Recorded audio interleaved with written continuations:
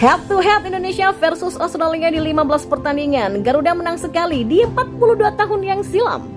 Tak pernah dimainkan, beginilah reaksi Sheini Patinama usai timnas Indonesia lolos 16 besar Piala Asia. Dan yang terakhir, blunder kiper Oman bantu timnas Indonesia ciptakan sejarah untuk lolos ke 16 besar.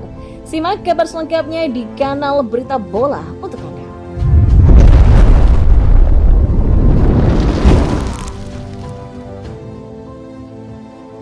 Ya, semua bisa terjadi di sepak bola. Timnas Indonesia membuktikannya dengan berhasil melangkah ke babak 16 besar Piala Asia 2023. Meski dihadapkan pada skeptisisme banyak pihak, Sinteyong dan pasukannya mempertahankan keyakinan bahwa peluang lolos tetaplah ada.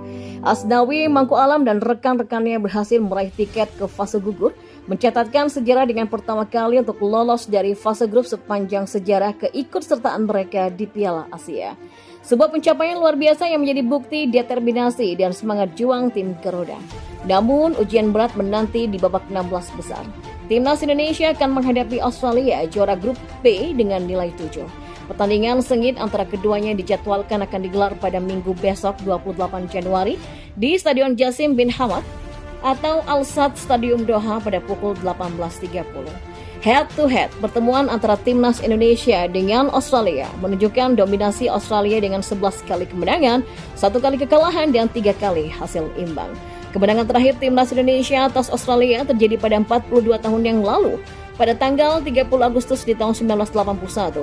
Di babak kualifikasi Piala Dunia 1982 dengan skor 1-0. Ya, meski catatan head-to-head cenderung tidak menguntungkan, tapi timnas Indonesia tetap yakin bisa memberikan perlawanan sengit dan mengulangi kejayaan di masa lalu.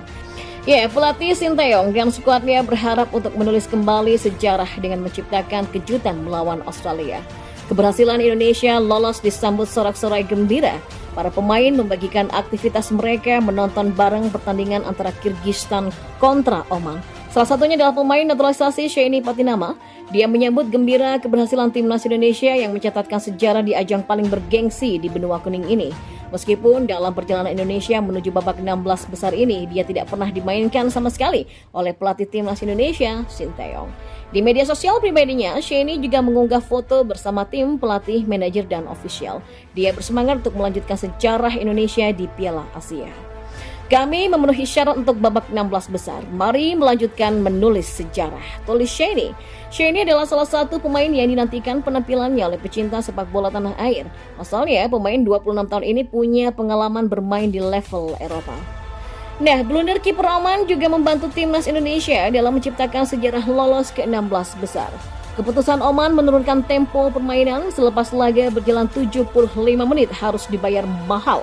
Harapan timnas Indonesia untuk menciptakan sejarah di Piala Asia 2023 terwujud, menyusul hasil imbang 1-1 yang diperoleh Kyrgyzstan dan Oman dalam pertandingan terakhir grup F di Stadion Abdullah bin Khalifah pada Kamis malam kemarin. Hasil ini membantu timnas senior meraih tiket terakhir fase knockout. Hal ini disebabkan Oman hanya mengumpulkan 2 poin, tertinggal 1 angka dari timnas senior. Sedangkan Kyrgyzstan menjadi juru kunci dengan 1 poin. Oman yang membutuhkan kemenangan untuk merebut tiket 16 besar terakhir langsung melakukan tekanan kepada pertahanan Kyrgyzstan sejak peluit kick-off. Sebaliknya, Kyrgyzstan yang juga punya peluang memberikan perlawanan yang sengit. Fans Indonesia masih khawatir setelah Oman berhasil membuka keunggulan terlebih dulu ketika tendangan Mohsen Al-Ghassani menyambut sepak pojok berhasil menjebol gawang Erzan Tokotaev. Ya, Kyrgyzstan memberikan responnya karena mereka tak ingin mengakhiri turnamen tanpa membawa pulang poin. Kendati begitu, skor ini bertahan sampai babak pertama terakhir. Pertandingan antara Kyrgyzstan dan Oman tetap berlangsung sengit. Fans Kyrgyzstan dan Indonesia bersorak kegirangan ketika Joel Kojo menjebol gawang Oman. Namun, gol itu dianulir wasit setelah video assistant referee atau VAR menyatakan Kojo terlebih dulu berada dalam posisi offside. Selepas laga berjalan 75 menit, Oman mulai menurunkan tempo permainan. Keputusan ini berakibat fatal karena Kojo kembali berhasil memanfaatkan kesalahan kiper Ibrahim Al-Mukhaini yang salah pengertian dengan rekannya di sektor pertahanan di menit ke-80. Kojo tak kesulitan untuk menjebol gawang yang kosong. Oman kembali menaikkan tempo permainan untuk mengungguli lawannya. Dan walau begitu, upaya Oman tidak membuahkan hasil hingga wasit meniup peluit panjangnya. Hasil ini tentunya disambut gembira kubu Indonesia yang dipastikan lolos ke 16 besar.